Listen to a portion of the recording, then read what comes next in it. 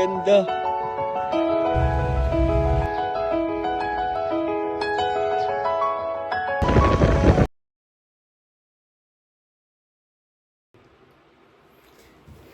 Ngayon nandito ako sa Baguio.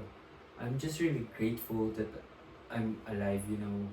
I'll do anything, I'll do everything that I can para lang maging memorable tong trip ko na to. There's something here in Baguio na really captured my heart eh. Parang I really found peace. Alam mo yun, sobrang calming, feel ko sobrang sarap talaga mamuhay dito. From someone na lumaki sa probinsya sa Batangas. To be honest nga, ayoko talagang bisitahin yung mga yung mga sikat, yung mga I just want to be here. I just want to really live like how locals do it here. Like how I do it when I'm in Pasig, you know. Ganun lang. And yeah, I guess that's it.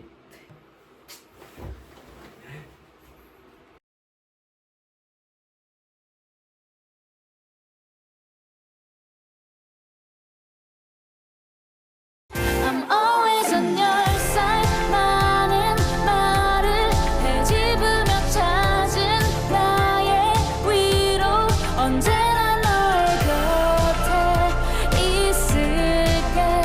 나의 하루를 밝혀줄래.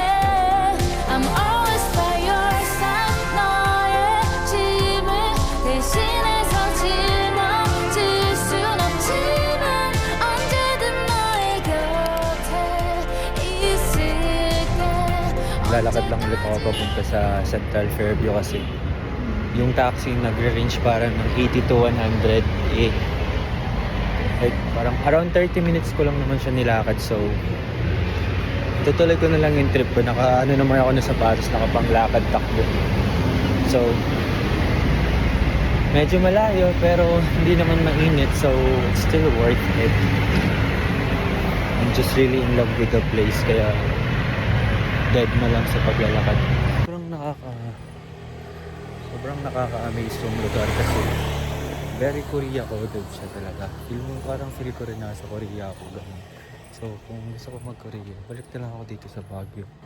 Mas mura, wala lang snow. Pero like yung pathway, yung buildings, the view, yung parang siyang mga nakikita ko rin sa Korea. So sobrang nakaka-amaze siya. So yeah. Good morning. So 4:50 AM, 17 degrees Celsius. Tatakbo ako or lalakad papuntang La Trinidad.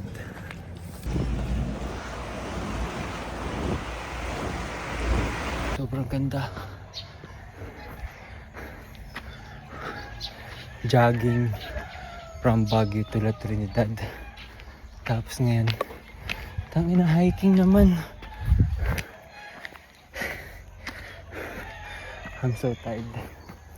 Pero at the same time, my heart is so happy. I'm so happy. Physically tired, but I'm happy. Grabe 18 degrees, sobrang lamig. Pero sobrang pawis ko.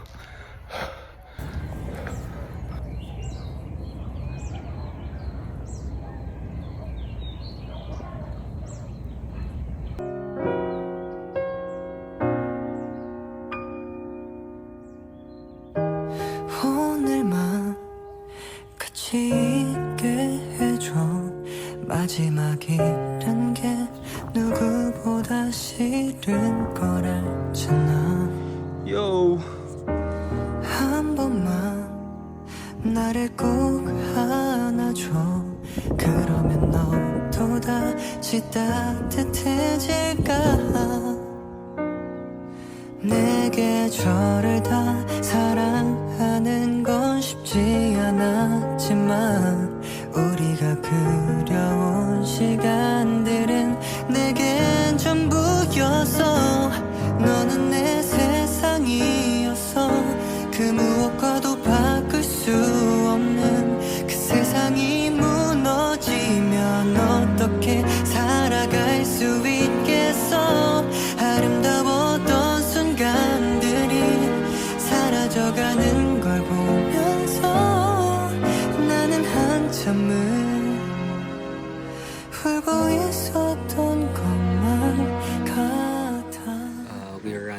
jog, walk, hike from Baguio to Benguet.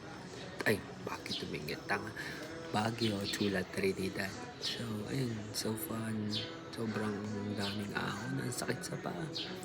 Pero, masaya. So, parang may magic talaga yung Benguet, no? Parang, for the past 24 hours, I'm very thankful that I'm alive, that I'm still here, that I have the capability to do this. Ayun nga, paulit-ulit lang ako. Wala lang, I'm just really, really grateful. Yeah. I'm tired kasi dahil nang tinakbo ko 10 kilometers yun eh. And it's not just a simple run kasi hike yun. Sobrang ganun, sobrang steep nung ahon niya talaga. Tapos yung dito pa lang mga kanina, sumasakit na yung tagaliran ko. So, luckily, after ko mag-ahon-ahon dito sa Baguio, yung pababa sa La Trinidad, puro palusong na. Tapos tuwid, kinaya na. Nakabawi tayo ng pacing. Pero yun, sobrang nakaka-amaze, sobrang nakakatawa. Ang sarap talaga rin mapag-isa talaga minsan.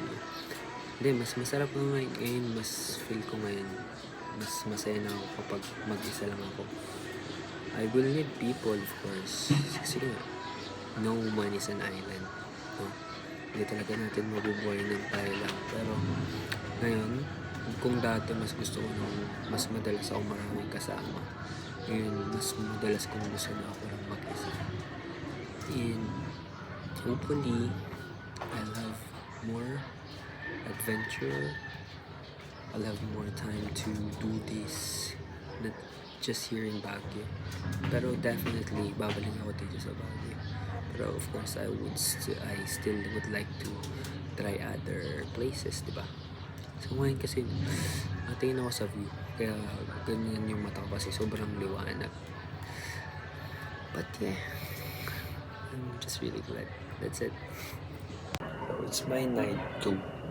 My second night here. Tapos, literal na natulog ulit ako maghapon. Ay, syempre nung umaga, di ba? Ayun yung kanina.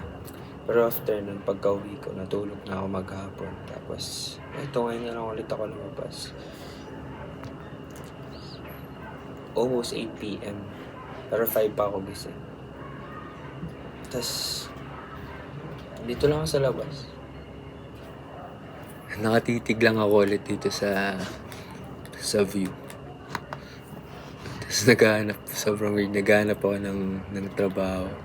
Titingin ako ng kung magkano ba sahod ng call center dito, which is normally 19 to 24,000. So, kasi nakakapanginayang kaya ko siyang sahudin in one cut off kapag nasa Maynila ako. So, ayun. In any case, pag may mahanap ako na sales account siguro dito na kakayanin sahurin yung sahod ko ngayon, hindi talaga ako mag-hesitate to move here. So, yeah, that's for tonight. So, good morning Baguio. So, 5:45 labas ako. Magbe-breakfast ako sa labas. Tapos, punta ko ng Mines View. Abangan ko sana yung sunrise kaso hindi na ako abot kasi ayun na siya. Ay, di makita. Ayun na siya. So, ayun, good morning. Sobrang nakaka-happy pa rin talaga. And up until now, I'm still really grateful and I'm so happy. So, ito na sa baba. Tignan ko kung may jeep na. Sama natin kasi kung wala, maglalakad ako. So, outfit check na yan.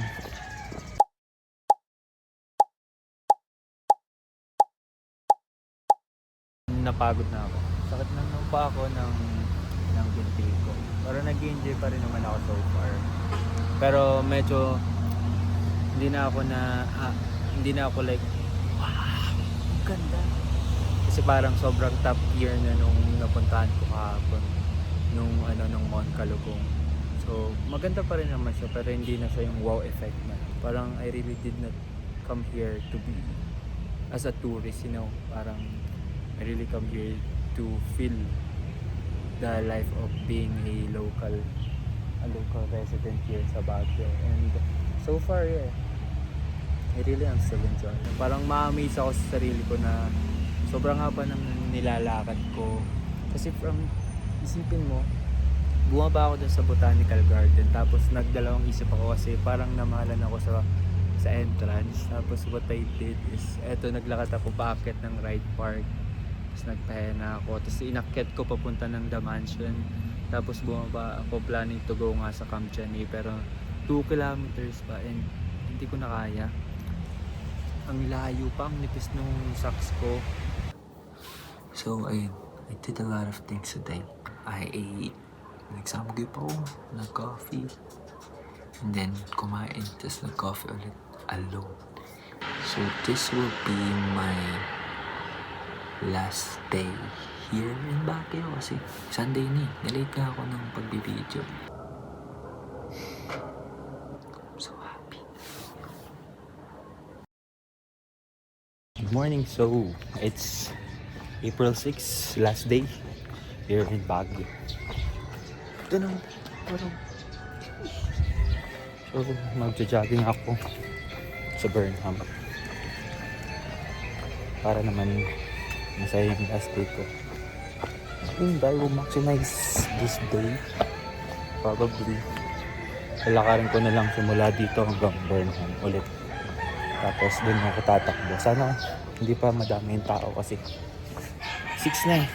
Nalita ako ng gisip. Sarap matulog. So, yes sir.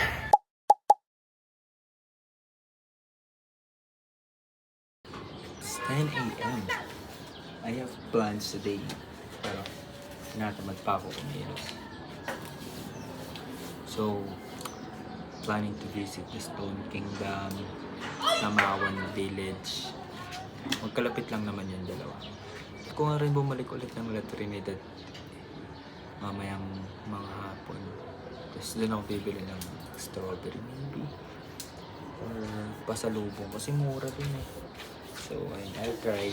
Just wanted to say my plans today. And also of course to flex the view. Kasi look at this view. Few minutes ago, sabi ko gusto ko lumabas, gusto ko magpunta ng Igorot King, ng Stone Kingdom, ng La Trinidad, ng Tamawan Village, Session Road, Baguio. Gusto ko na lang dito, guys. Sa totoo lang, mas nag-enjoy pa akong magtigil lang dito sa bahay kaysa okay naman din. Na-enjoy ko rin naman talaga dun sa... Pero parang mas na-enjoy ko lang tumigil dito sa bahay. Kasi nga, ganito lang yung ginagawa ko kapag nasa Maynila ako. So ayun, yun na yung mga iniisip ko pag nandito ako. Right at this moment, di ako nakakaramdam ng pressure na, alam mo yung thinking na, ano kaya yung ano kaya akong in the future? Ano kaya ang mararating ko in 5 years? Magiging successful ba ako? Sila, ganito, ganyan na. Pero dito, sobrang kalma lang talaga. Like, ano kaya ako? Sobrang curious, sobrang nakaka-excite kung anong mangyayari sa akin in the future, no?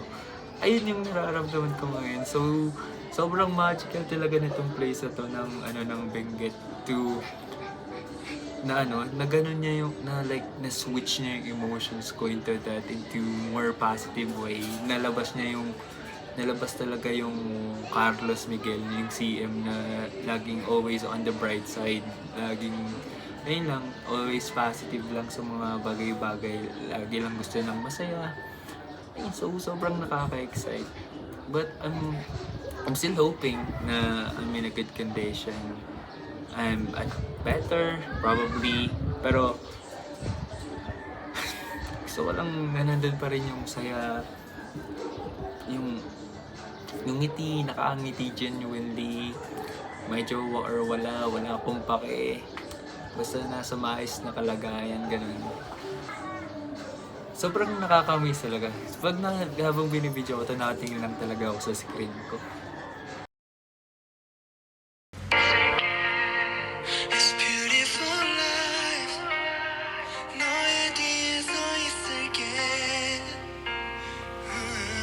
Yon, so it's my last night here in Baguio.